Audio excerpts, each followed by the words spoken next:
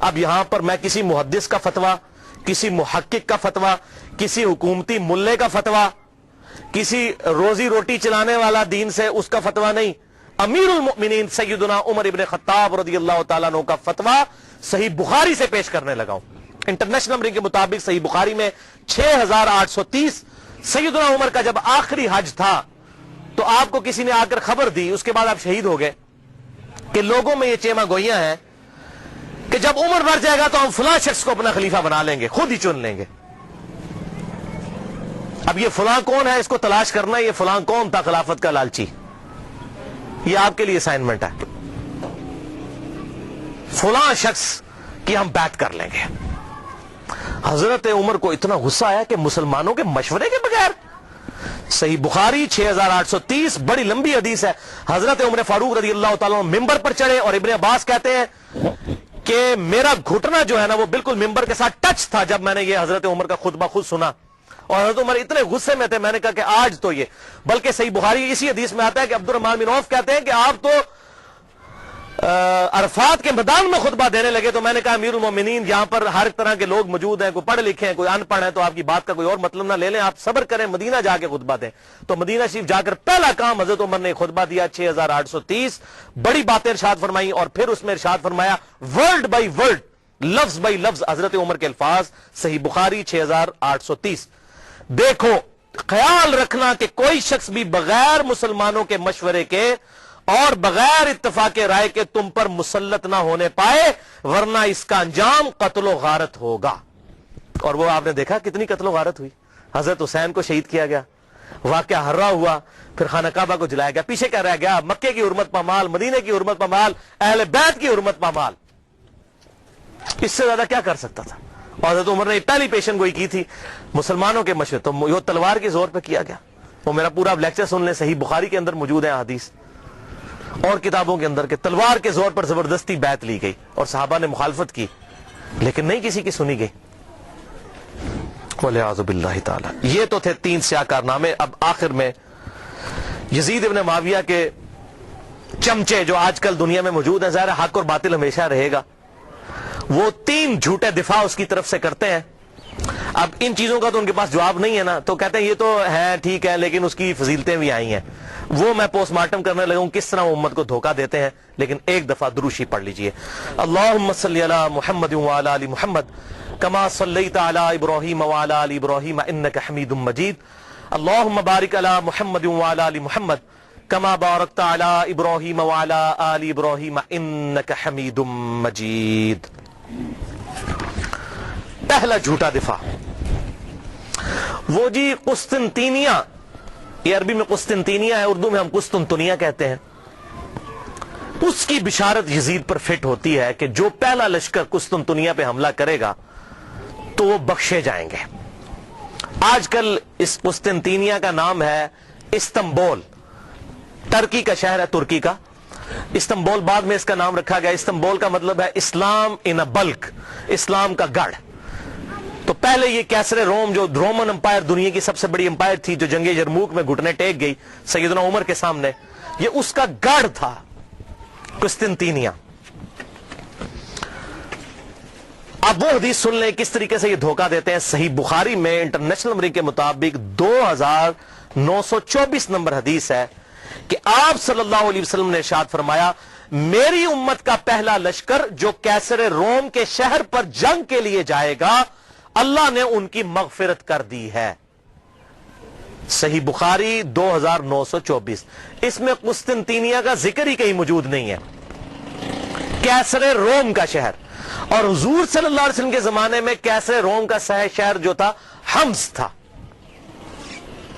اگر اس شہر کو مانا جائے تو ابو عبیدہ ابن جرح حضرت عمر فاروق رضی اللہ تعالیٰ عنہ کے دور میں انہوں نے حمص کے اوپر حملہ کیا تھا، وہ یہ بشارت ان کے لیے ہے۔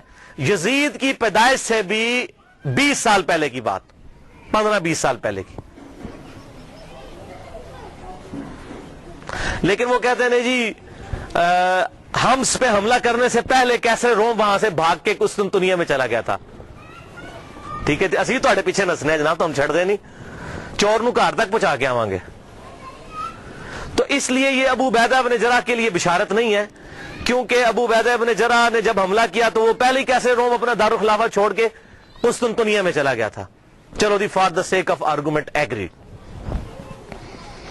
تو اس میں ہے کہ امت کا پہلا لشکر جو قسطنطنیہ پہ حملہ کرے گا. اگر میں آپ کو کہوں کہ انڈیا اور پاکستان کی پہلی جنگ 1997 میں کارگل کی ہوئی ہے تو آپ مان لیں گے؟ نہیں. آپ کہیں گے جناب عقل کے ناخن لیں, 97 میں جنگ ضرور ہوئی تھی لیکن پہلی نہیں تھی. پہلی 1948 میں ہوئی, دوسری 1965 میں ہوئی, تیسری 1971 میں ہوئی, چوتھی کارگل میں ہوئی 1997 میں. اور اگر پاکستان اور انڈیا کی پہلی جنگ کی میں بات کر رہا ہوں تو آپ کو پتا ہوگا اس سے مراد 1948 ہے. 1997 اگر لیں گے تو میں کہوں گا آپ اپنے دماغ کا علاج کروائیں. تو یہاں پر بشارت ہے کہ پہلا لشکر جو حملہ کرے گا قسطنطنیہ کے اوپر, یا قسطنطنیہ ہم اردو میں کہتے ہیں, اس کے لیے ہے یہ بشارت. وہ پہلا لشکر کون سا تھا؟ اب اسی بخاری کی حدیث کے اندر آگے ایک اور حدیث آتی ہے صحیح بخاری کی, میں بعد میں بیان کرتا ہوں. سنن ابی داؤد میں انٹرنیشنل نمبر کے مطابق 2512 نمبر حدیث ہے. ابو عمران تابعی کا بیان ہے کہ ہم قسطنطنیہ پر حملے کے لیے جب گئے اس وقت ہمارے لشکر کے امیر عبد الرحمن بن خالد بن ولید تھے. خالد بن ولید رضی اللہ تعالیٰ عنہ کے بیٹے یہ ہمارے لشکر کے امیر تھے جب ہم نے قسطنطنیہ پر حملہ کیا. اور وہاں پر سیدنا ابو ایوب انصاری بھی ہمارے ساتھ موجود تھے اور انہوں نے ہمیں ایک آیت کی تفسیر بھی سمجھائی. اور پھر سیدنا ابو ایوب انصاری رضی اللہ تعالیٰ عنہ قسطنطنیہ کے حملوں میں شریک ہوتے رہے حتیٰ کہ ایک حملے کے دوران وہ فوت ہو گئے اور وہیں پر دفن ہوئے. تو جس حملے میں حضرت ابو ایوب انصاری فوت ہوئے وہ حملہ پہلا ہوگا, یا جس میں وہ زندہ تھے وہ پہلا ہوگا؟ جس میں زندہ تھے اس لشکر کے امیر تھے عبد الرحمن بن خالد بن ولید. یہ کوئی تاریخ نہیں میں پڑھ رہا ہوں, سنن ابی داؤد 2512. اب بخاری سے وہ لیتے ہیں, حدیث اٹھاتے ہیں اور فٹ کرتے ہیں یزید پہ. وہ سن لیں, صحیح بخاری کتاب التہجد چیپٹر میں 1186 نمبر حدیث ہے کہ ابو ایوب انصاری موجود تھے قسطنطنیہ پہ حملے میں رضی اللہ تعالیٰ عنہ, اور اس وقت لشکر کا امیر یزید ابن معاویہ تھا.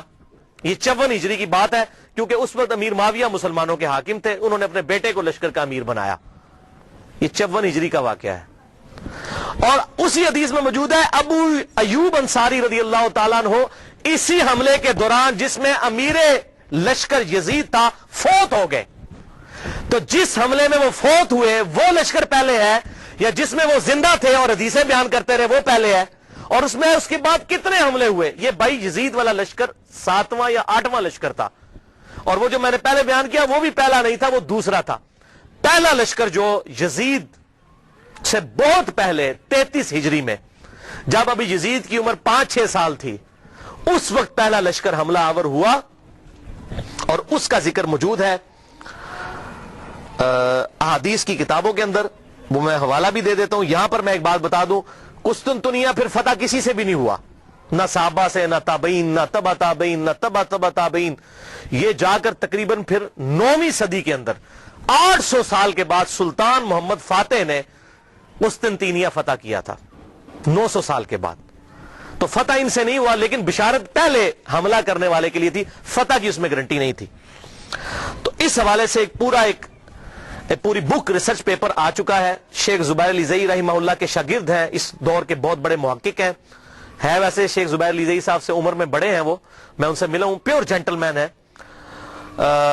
ڈاکٹر ابو جابر عبداللہ دامانوی, یہ اہل حدیث میں بہت قدر کی نگاہ سے دیکھے جاتے ہیں, بہت بڑے محقق ہیں اسماء و رجال کی فیلڈ کے. اور یہ خود پہلے یزیدی پارٹی سے تعلق رکھتے تھے. انہوں نے خود اپنا واقعہ بھی لکھا کہ میں پکا یزیدی تھا, کیونکہ محمود احمد عباسی وہ ناسبی منکرین حدیث, اور فیض عالم صدیقی جو جیلم کا ناسبی تھا یزیدی منکرین حدیث, تو اس سے متاثر تھے. لیکن جب یہ محمود احمد عباسی کو ملنے گئے تو اس نے ان کے سامنے کہہ دیا, ہاں بخاری کھوتے نے بھی بخاری میں وہ حدیث لے لی ہے 3748 کہ حسین علیہ السلام کا سر لا کر جو ہے وہ عبید اللہ ابن زیاد کے سامنے رکھا گیا. اس کھوتے بخاری نے بھی حدیث نقل کی ہے. اس کے پیچھے چل رہی یزیدی پارٹی جو حضرت امام بخاری کو کھوتا کہتا تھا. محمود احمد عباسی انگریزوں کا پٹھو, اس سے متاثر ہوئے, اور وہ جناب انہوں نے کتابیں لکھ دی تھی، وہ امیر المومنین یزید ابن معاویہ، یہ وہ تھا۔ تو جب یہ ابو جابر دامانوی صاحب کہتے ہیں میں نے اس کی الفاظ یہ سنے، میں نے کہا اوئے یہ لوگ جو محدثین کے بارے میں ایسی ننگی لینگویج استعمال کرتے ہیں یہ لوگ حق پر نہیں ہو سکتے، منکرین حدیث۔ پھر کہتے ہیں میں نے مکمل تحقیق کی، پھر انہوں نے یہ 120 صفحات پر مشتمل کتاب لکھی ہے، اور اس کتاب کا عنوان ہے یزید ابن معاویہ اور جیش مغفور لہم، یعنی جو مغفرت یافتہ گروہ ہے اس کا ذکر۔ وہ سارے انہوں نے قسطنطینیہ کے اوپر جو حملے ہوئے وہ تمام حملے ایک ایک احادیث کی کتابوں سے لکھ کر رد کیا۔ 120 صفحوں پہ یہ کتاب ہے، ابو جابر السلفی لائبریری کراچی سے شائع شدہ ہے، میرے پاس موجود ہے۔ جس کو پی ڈی ایف چاہیے ہو انشاءاللہ میں 1-2 دن میں سکین کروا کر انشاءاللہ اپنے پاس رکھ لوں گا، تو مجھے ای میل کریں mirza_95@yahoo.com، اس پہ میں آپ کو بھیجوں گا۔ اس میں انہوں نے ٹروتھ ریویل کیا کہ نہ تو قسطنطینیہ پہ حملہ پہلا یزید نے کیا اور نہ ان کے والد معاویہ بن ابی سفیان رضی اللہ تعالیٰ عنہ نے کیا، بلکہ سب سے پہلا حملہ قسطنطنیہ پہ جس شخص نے کیا وہ حضرت عبداللہ ابن زبیر کے بھائی تھے، منذر بن زبیر رحمہ اللہ، جو حضرت زبیر عشرہ مبشرہ کے بیٹے تھے۔ 33 ہجری میں انہوں نے یہ حملہ کیا، اور اس کا ذکر مسند امام احمد میں، مصنف عبد الرزاق میں، سنن ابی داؤد میں اور سنن طبرانی میں صحیح سند کے ساتھ موجود ہے۔ وہ ساری احادیث انہوں نے اس کتاب کے اندر جمع کی الحمدللہ۔ لہذا یہ بالکل جھوٹ بولتے ہیں کہ جی وہ بشارت اس پہ فٹ ہوتی ہے، اس پہ فٹ ہی نہیں ہوتی، کسی اعتبار سے فٹ نہیں ہوتی۔ اور یہی وجہ ہے کہ ڈاکٹر ذاکر نائک نے جب فٹ کی، اس سے سوال پوچھا گیا، وہ کہتا ہے جی امام غزالی نے لکھا ہے۔ ویسے آپ کہتے ہیں قرآن اور صحیح حدیث، تو امام غزالی کا کیا لینا دینا قرآن اور صحیح حدیث؟ امام غزالی تو آپ کے نزدیک صوفی ہیں، آپ صوفیوں کو تو ویسے ہی نہیں مانتے، تو صحیح سند سے بات کریں احادیث کی کتابوں میں کیا لکھا ہوا ہے۔ امام غزالی تو تعصب کا شکار ہو چکے تھے، انہوں نے تو یہاں تک لکھا احیاء العلوم میں کہ واقعہ کربلا بیان نہ کرو، بڑی بڑی ہستیوں کے نام بیچ میں آ جائیں گے، واقعہ کربلا بیان کرنا حرام ہے۔ تو اس پہ میں ایک ہی جملہ بولوں گا کہ چور کی داڑھی میں تنکا، اگر ہم اہل سنت اپنے آپ کو صحیح المنہج سمجھتے ہیں تو واقعہ کربلا بیان کریں، اور جو حق ہے وہ بیان کریں۔ حضور صلی اللہ علیہ وسلم تو اس واقعے سے پہلے بیان کر رہے ہیں، اس واقعے کے بعد صحابہ اکرام کو خواب میں آ رہے ہیں اور غمگین ہے، اور آپ کہہ رہے ہیں بیان نہ کریں۔ اور قرآن اور صحیح احادیث کیا کہہ رہی ہیں، امام بخاری کیا کہہ رہے ہیں، امام مسلم کیا کہہ رہے ہیں، امام داؤد کیا کہہ رہے ہیں، حق واضح ہو۔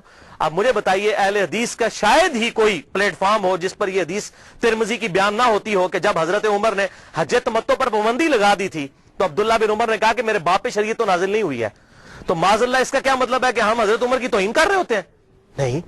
اسی طریقے سے اگر محدثین نے حضرت امیر معاویہ رضی اللہ تعالیٰ عنہ کی غلطیوں کا بیان بخاری مسلم میں کر دیا، ترمذی میں، ابو داؤد، نسائی، ابن ماجہ میں، تو ان کا مقصد توہین کرنا نہیں تھا، حق بتانا تھا۔ اور اگر ہم بیان کرتے ہیں تو یہ بھی مقصد یہی ہے۔ احترام اپنی جگہ رہے گا، لعنت نہیں کریں گے، غلطی غلطی ہے، غلطی کو غلطی کہنا یہ حق اور باطل میں تمیز کے لیے ضروری ہے، ورنہ تو یہ دین کا جنازہ نکل جائے گا۔ حضرت آدم علیہ السلام کی اللہ نے 7 دفعہ غلطی بیان کی، کیا ان کی توہین کی؟ نہیں، بلکہ اس لیے سورہ اعراف میں اے اولاد آدم دیکھنا تمہارے باپ کو جس طرح ورگلا دیا تھا شیطان نے ماں باپ کو، تمہیں ورگلا نہ دے، اس لیے ہم قصہ آدم اور ابلیس بیان کرتے ہیں۔ اسی طریقے سے اگر خلافت کا نظام قائم ہونا ہے اور امام محمد مہدی رضی اللہ تعالیٰ عنہ کی خلافت کو لبیک کہنا ہے مسلمانوں نے، تو اس کے لیے یہ سارے حقائق پتہ ہونے چاہیے۔ دوسرا دفاع جو جھوٹا کرتے ہیں، پہلا تو کل ہوا، تو میں نے یزید کو دوسری نہیں کہا، کلمہ گو تھا، اہل قبلہ تھا، اگر اللہ نے معاف کیا تو جنت میں چلا جائے گا، ہمیں تو کوئی مسئلہ نہیں ہے اگر اللہ نے معاف کیا، وہ اللہ تعالیٰ کی اپنی مرضی ہے۔ ایک گناہ کے بارے میں اللہ تعالیٰ نے واضح کہا ان اللہ لا یغفر ان یشرک بہ ویغفر ما دون ذلک لمن یشاء، اوپن لائسنس نہیں، اللہ شرک کو معاف نہیں کرے گا، اس کے علاوہ جو گناہ چاہے گا معاف کر دے گا، لیکن جس کے لیے چاہے گا، اگر اللہ چاہے تو معاف نہ بھی کرے، یہ اللہ کی اپنی مرضی ہے، آپ اوپن لائسنس کسی کو نہیں دے سکتے۔ لمن یشاء، جس کے لیے چاہے گا، اللہ کو دعا سے منوا نہیں سکتا، سیدھی سی بات ہے۔ دوسرا جھوٹا دفاع کرتے ہیں، وہ جی بخاری میں حدیث ہے 7222 کہ میری امت میں آپ صلی اللہ علیہ وسلم نے فرمایا کہ 12 خلیفوں تک اسلام غالب رہے گا اور وہ سب کے سب قریش سے ہوں گے۔ وہ کہتے ہیں جی 12 خلیفے گنے آپ، تو اس میں یزید بھی آ جاتا ہے۔ کہتے ہیں دیکھیں جی پہلا خلیفہ حضرت ابو بکر، پھر عمر، عثمان، علی، حسن ابن علی، یزید، اس کے بعد معاویہ بن ابی سفیان، پھر یزید ابن معاویہ 7ویں نمبر پہ آ جاتا ہے۔ پھر گنتے گنتے کرتے پھر مصیبت ان کے لیے کھڑی ہو جاتی ہے کہ عمر بن عبدالعزیز تک پہنچتے ہوئے 14 ہو جاتی ہے گنتی، عمر بن عبدالعزیز کو نکالنا پڑ جاتا ہے، جن کی خلافت کو پوری امت مانتی ہے لا منہاج النبوہ، پھر 12 کدھر جائیں گے؟ تو پریشان ہو جاتے ہیں اور حدیث کی انٹرپریٹیشن غلط کرتے ہیں. یہ بخاری میں تو ایک طرق ہے نا, صحیح مسلم میں اس کے 8 طرق امام مسلم لے کر آئے ہیں اور ٹروتھ ریویل کر دیا. یہ 12 خلیفوں سے مراد کون سے خلیفے ہیں؟ صحیح مسلم میں انٹرنیشنل نمبر کے مطابق 4705 سے لے کر 4712 تک. قربان جاؤں امام مسلم کے 8 طرق لکھے تاکہ یہ 12 خلیفوں والی, یہ جو اہل تشیع جو ہے 12 امام والا مسئلہ اس سے نکالتے ہیں, یہ 12 خلیفوں, بھائی 12 امام والا بھی چکر کوئی نہیں ہے, وہ خلیفے بھی یہ والے نہیں ہیں. ان خلیفوں سے مراد کون ہے وہ سن لیں. صحیح مسلم انٹرنیشنل نمبر کے مطابق 4711. آپ صلی اللہ علیہ وسلم نے فرمایا یہ دین قیامت تک قائم رہے گا اور ان پر 12 خلیفے ہوں گے. قیامت تک 12 خلیفے ہوں گے. وہ پہلے میرے دور میں 12 پورے نہیں ہو جانے, قیامت تک دین رہے گا قائم اور ان پر 12 خلیفے آئیں گے اور وہ سب قریش سے ہوں گے. یعنی ایسے 12 خلیفے ہوں گے جن کی پٹ حکومت جو ہے علی منہاج النبوہ ہوگی. وہ 12 خلیفے ہوں گے اور قیامت تک پوری ہونی ہے گنتی. اچھا, ان میں سے 7 تو کنفرم ہے جس پہ اہل سنت اور اہل تشیع کا اجماع ہے. ایون امام ابن تیمیہ جیسی شخصیت بھی منہاج السنہ میں لکھتے ہیں کہ ہم نہ تو حضرت امیر معاویہ رضی اللہ تعالیٰ عنہ کو خلیفہ راشد مانتے ہیں نہ ان کے بیٹے کو. یہ اسلام کے بادشاہ تھے, خلیفہ نہیں تھے. خلافت راشدہ وہ کہتے ہیں ہمارے خلیفہ 5 ہیں, ابو بکر, عمر, عثمان, علی اور حسن ابن علی. یہ امام ابن تیمیہ لکھ رہے ہیں. اور یہ یاد رکھیے گا حسن ابن علی کو حضرت علی نے نہیں نامزد کیا. سنن طبرانی میں بڑی ڈیٹیل حدیث موجود ہے. جب ان کی وفات کا وقت قریب آیا, زخم لگنے کے بعد بھی 1 ہفتہ زندہ رہے, انہوں نے کہا میں اپنا خلیفہ کسی کو نامزد نہیں کروں گا. رسول اللہ نے اپنا خلیفہ کسی کو نامزد نہیں کیا تھا, میں بھی نہیں کروں گا, تم خود چنو گے. یہ تو ابن عباس اور باقی صحابہ نے مل کر حضرت حسن کو خلیفہ چنا تھا. لہذا یہ بات یاد رکھیے گا, حضرت حسن ابن علی کو حضرت علی نے اپنا جانشین نہیں بنایا. وہ کیسے بنا سکتے تھے؟ حضور کی تربیت یافتہ تھے الحمدللہ. اور یہ بات میں نے اہل سنت اہل تشیع دونوں علماء سے کنفرم کی ہے. اہل تشیع کے ہاں بھی کوئی روایت نہیں ہے کہ حضرت حسن ابن علی کو حضرت علی نے اپنے بعد خلیفہ نامزد کیا ہو, اور ان کے ہاں بھی یہی بات ملتی ہے جو طبرانی کے اندر موجود ہے. میں امت کے اوپر چھوڑتا ہوں, امت خود سلیکٹ کرے گی اپنا خلیفہ. تلوار کی دھونس پہ نہیں ہو سکتا, میرے ریگارڈ کی وجہ سے نہیں ہو سکتا. بہرحال ان کو تو حضور نے خود ہی کہہ دیا میرا بیٹا سید ہے. یہ صحیح بخاری کے اندر, اس میرے بیٹے حسن کی وجہ سے مسلمانوں کے 2 گروہوں میں صلح ہو جائے گی. ان کو تو حضور خود سید اور سردار کہہ گئے اور کہا اس کی وجہ سے صلح ہوگی, یہ قربانی کرے گا. اور وہی ہوا بعد میں حضرت علی کی شہادت کے 6 مہینے کے بعد. اور اسی کو امام ابن تیمیہ نے لکھا کہ حضور صلی اللہ علیہ وسلم نے فرمایا تھا خلافت 30 سال تک رہے گی. وہ 30 سال ربیع الاول 41 ہجری میں پورے ہوئے جب حسن ابن علی نے خلافت امیر معاویہ کے حوالے کی. اور اس کی ریزن کیا تھی, صلح حسن کیوں ہوئی, وہ میرا مسئلہ نمبر 101 دیکھ لیں, آپ کو حقائق کھل کر سامنے آ جائیں گے کہ یہ حضرت حسن ابن علی نے کیوں کام کیا, تاکہ حق لوگوں کے سامنے واضح ہو جائے. 20 سال کا دور دیکھیں پھر پتہ چل جائے گا اصل مسئلہ کیا تھا. اور حضرت حسین کی قربانی رائے گاں جاتی اگر حضرت حسن صلح کر کے حضرت امیر معاویہ رضی اللہ تعالیٰ کی انٹینشنز کو لوگوں کے سامنے نہ کرتے. یہ بات یاد رکھیے گا, یہ میں نے اس لیکچر میں بتایا. بہرحال تو امام نے تیمیہ نے بھی کہا کہ یہ خلیفہ جو ہے یہ 5 متفق لے, تو ٹوٹل 7 پہ آج تک امت متفق ہے اہل سنت اور اہل تشیع. پہلے خلیفہ ابو بکر, دوسرے عمر, تیسرے عثمان, چوتھے علی, 5ویں حسن ابن علی, 5 ہو گئے جی, اور چھٹے خلیفہ عمر بن عبد العزیز.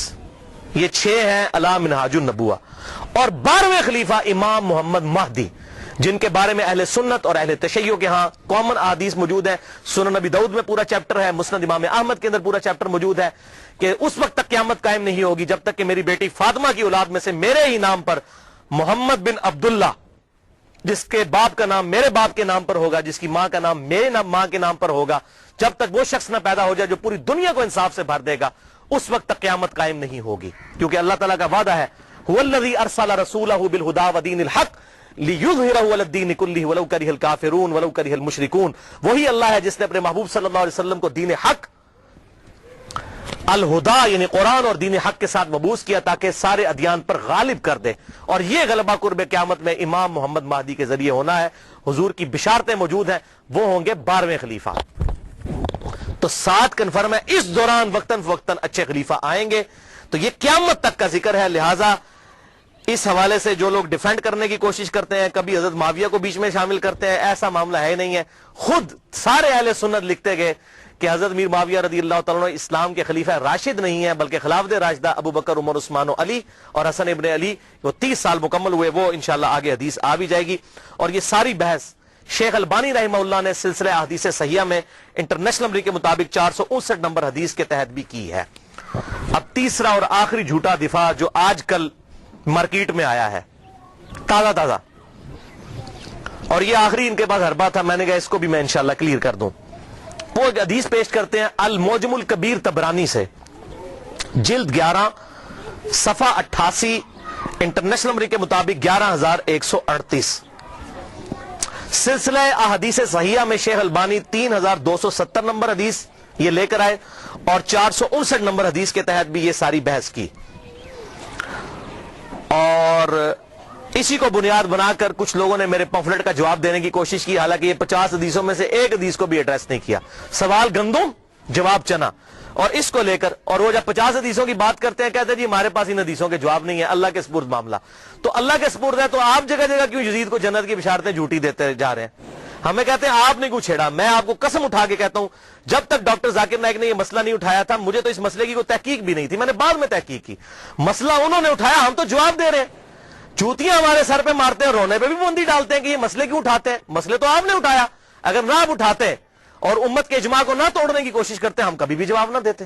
تو یہ طبرانی کا میں نے حوالہ دیا، اور اس سے حدیث پیش کرتے ہیں کہ آپ صلی اللہ علیہ وسلم نے فرمایا، یہ بڑی کھینچ تان کے حسن درجے تک انہوں نے پہنچائی ہے، میں ابھی اس کی تحقیق کروں گا کہ یہ حسن درجے میں پہنچتی بھی ہے کہ نہیں، چلے میں اس کو for the sake of argument تسلیم بھی کر دیتا ہوں، کیونکہ اس میں ابن شہاب آتا ہے اور وہ مدلس ہے، ان سے روایت کر رہا ہے۔ اب یہ ابن شہاب اگر زوری ہے تو پکا مدلس ہے اور یہ روایت ضعیف ہے، اگر کوئی اور ہے پھر اس کو بھی چیک کرنا ہوگا، یہ تدریس۔ بہرحال میں for the sake of argument اس روایت کو صحیح مان لیتا ہوں کہ آپ صلی اللہ علیہ وسلم نے فرمایا کہ امت کے پہلے حصے میں نبوت اور رحمت ہوگی، پھر خلافت اور رحمت ہوگی، پھر بادشاہت اور رحمت ہوگی، پھر امارت اور رحمت ہوگی، پھر تم امارت کے لیے ایسے لڑو گے جیسے گدھے آپس میں لڑتے ہیں، اس وقت تم پر جہاد فرض ہوگا، اور بہترین جہاد یہ ہوگا کہ مسلمان حکومت کی سرحد کے اوپر جا کر کافروں کے خلاف جہاد کیا جائے، مسلمانوں کو قتل نہ کریں آپ۔ یہ حدیث وہ پیش کرتے ہیں، تو بھائی پہلے اس حدیث کو خود پڑھ لیں۔ آپ صلی اللہ علیہ وسلم نے کیا فرمایا؟ نبوت اور رحمت، پھر خلافت اور رحمت، پھر ملوکیت اور رحمت۔ اس کو خلافت نہیں کہا، ملوکیت کہا، بادشاہت۔ تو یہ کہتے ہیں یہ جو ملوکیت اور رحمت ہے نا، اس سے مراد حضرت میر معاویہ رضی اللہ تعالیٰ عنہ ہے، اور امارت اور رحمت اس کو انہوں نے پھر بتایا نہیں کہ پھر اس سے مراد کون ہے۔ اتنی شرم آئی کہ یزید ابن معاویہ کو نہیں کہنا چاہیے، اس کو سکپ ہی کر گئے اس کے اندر۔ یہ غلام مصطفیٰ ظہیر صاحب ہمارے جے ایل ایم کے عالم ہیں، بہت بڑے، میں ان کی عزت بھی کرتا ہوں، محقق آدمی ہے، لیکن جب بندہ ایک ہٹ درمی پر اتر آئے کوئی بڑا بندہ بھی تو غلطی اس کی پوائنٹ آؤٹ کرنی چاہیے۔ السنہ رسالہ نومبر 2012 سے اپریل 2013 تک کے دوران، شمارہ نمبر 49 سے 54 تک، بلکہ انہوں نے میرا نام بھی ڈھکے چھپے الفاظ میں کلیئر کٹ نام لکھ دیا اور یہ اس طرح کرنے کی کوشش کی، وہ کسی بات کا جواب نہیں دیا۔ تو اس میں انہوں نے امارت اور رحمت اس کو سکپ ہی کر گئے، اس کی تشریح کو۔ ان کو پتا تھا یزید کا بھی نام لینا پڑا ہے، مامے دے پتر دا نہیں لیا۔ تو وہ کہتے ہیں جی دیکھیں جی یہ بادشاہت اور رحمت ہے، تو یہ حضرت میر معاویہ رضی اللہ تعالیٰ عنہ کی حکومت جو ہے یہ رحمت تھی امت کے لیے۔ اچھا جی ٹھیک ہے، خلافت اور رحمت نہیں کہا، ملوکیت اور رحمت۔ بالکل رحمت تھی، کیوں؟ ان کے بعد ان سے ورس دور آیا، آنے والے ادوار سے کمپیئر کریں واقعی مسلمانوں کے لیے رحمت تھی۔ یزید کے بعد اس سے ظالم لوگ آئے، میں نے بتایا حجاج ابن یوسف بعد میں آیا جس نے خانہ کعبہ کو توڑ دیا اور عبداللہ ابن زبیر کو قتل کر کے ان کی لاش بھی لٹکا دی، صحیح مسلم کے ریفرنس سے میں نے بتایا۔ جیسے ہم یہاں بھی پاکستان میں کیا ہوتا ہے، ایک گندی حکومت آتی ہے، لوگ فل اس کو برا کہتے ہیں، جب اس کے بعد اس سے اگلی ورش حکومت آتی کہتے ہیں یار اس طرح مشرف دا دور چنگا سی۔ ابھی لوگ کہنا شروع ہو گئے یار زرداری کا دور بہتر تھا، ٹھیک ہے جی، بجلی اتنی مہنگی تو نہیں تھی، تو اس کا کیا مطلب؟ جب زرداری کا دور تھا تو بہت بہتر تھا، جب مشرف کا اپنا دور تھا تو بہتر تھا۔ کمپیریٹیولی بات کی جاتی ہے۔ اب میں آپ کو سلف کا فہم اس حدیث کے اوپر بتا دیتا ہوں کہ اس سے مراد یہ ہے کہ کنٹینیوسلی اسلام کے اندر زوال آتا جائے گا اسلامی حکومتوں کے اندر، لہذا اس کو اگر خلافت راشدہ سے کمپیئر کریں تو وہ کاٹ کھانے والی ملوکیت تھی، اور اگر آنے والے دور سے کمپیئر کریں تو رحمت تھی۔ اب یہ میں اپنی طرف سے بات نہیں کر رہا ہوں، یہ میں آپ کو ایک صحابی کا فتویٰ بتانے لگا ہوں जामिया तिरमिजी में इंटरनेशनल नंबर के मुताबिक 2226, सुनन नबी दाऊद 4646, मुस्नद इमाम अहमद 18430, जिल्द 4 सफा 273 और सिलसिला अहदीस सहिया जिल्द 1 सफा 742 और हदीस नंबर 459। शेख अलबानी मुहद्दिस आजम सऊदी अरब, उन्होंने भी हदीस नकल की। मैंने सारे हवाले दे दिए। हजरत सैयदना सफीना रदियल्लाहु ताला अन्हु और हजरत नुमान इब्ने बशीर रदियल्लाहु ताला अन्हु से रिवायत है कि आप सल्लल्लाहु अलैहि वसल्लम ने फरमाया, खिलाफत अला मिनहाजुन नबुव्वा मेरी वफात के बाद 30 साल तक रहेगी, उसके बाद काट खाने वाली मलूकियत का दौर शुरू हो जाएगा। 30 साल के फौरन बाद, यानी सुलह हसन के बाद। उसके बाद जाबिर हुक्मरानों का दौर आएगा और फिर क़यामत से पहले एक दफा दोबारा खिलाफत अला मिनहाजुन नबुव्वा कायम होगी, यानी वो खिलाफत होगी सैयदना इमाम मोहम्मद महदी की। यह आप सल्लल्लाहु अलैहि वसल्लम ने 4 अदवार गिनवाए अपने बाद। पहला दौर कौन सा? खिलाफत राशिदा, अबू बकर, उमर, उस्मान, अली, हसन इब्ने अली। दूसरा काट खाने वाली मलूकियत जो हजरत मीर माविया रदियल्लाहु ताला अन्हु के दौर से शुरू होकर 1000 साल तक बनु अब्बास और बनु उमैया की हुकूमत रही। बाप मरता था, बेटे को खलीफा बनाता था, 4 बेटों को अपने बाद खलीफा बना देते थे। अब बुखारी मुस्लिम उठा के देख लें किस तरीके से इन्होंने बंदर बांट की है। आज के हुक्मरानों ने भी वो काम नहीं किया। इसलिए मैं कहता हूं उस मुल्कियत से आज की जमहूरियत करोड़ गुना बेहतर है। कम से कम पब्लिक से तो पूछा जाता है, वो तो तलवार की जोर पर मुसल्लत हो जाते थे। तीसरा दौर कहा जाबिर हुक्मरानों का। जाबिर हुक्मरान ये जहां पर कलोनियल पावर्स आ गई, कहीं फ्रेंच आ गए, कहीं पर ये जो है वो अंग्रेज आ गए और पूरी दुनिया के अंदर मुसलमानों पर इन्होंने कब्जा किया। फिर यह दौर भी अल्हम्दुलिल्लाह खत्म हुआ। अब हम आखिरी दौर में हैं, नशत सानिया इस्लाम की शुरू हो चुकी है। खिलाफत अला मिनहाजुन नबुव्वा अब कायम होनी है। 3 हमने वो अदवार गुजार लिए हैं। अच्छा, इसी हदीस में तिरमिजी और अबू दाऊद का जो मैंने हवाला दिया और मुस्नद अहमद का और सिलसिला हदीस सहिया का, और यह हदीस अल मुस्तदरक लिल हाकिम में भी 4697 मौजूद है। इसमें शेख अलबानी ने पूरी बहस की है। तिरमिजी और अबू दाऊद में आगे अल्फाज चलते हैं कि हजरत सफीना ने कहा कि बेटा गिन अब खिलाफत राशिदा कितनी है, हो सकता है बाद में कोई नासबी माने ही ना। तो उन्होंने कहा इस हदीस में मौजूद है, बेटा गिन। अबू बकर के 2 साल, उमर के 10 साल, उस्मान के 12 साल और अली के 6 साल। तो शागिर्द ने कहा कि हजरत मीर माविया रदियल्लाहु तआला की पार्टी जो इस वक्त हुक्मरान है, बनु जुर्का, बनु उमैया। जुर्का कहते हैं नीली आंखों वाले, ये नीली आंखों वाले थे, खतरनाक लोग, बनु जुर्का। ये तो कहते हैं कि अली अलैहिस्सलाम खलीफा ही नहीं है। यहां पर इमाम दाऊद ने अली अलैहिस्सलाम लिखा। अबू दाऊद 4646।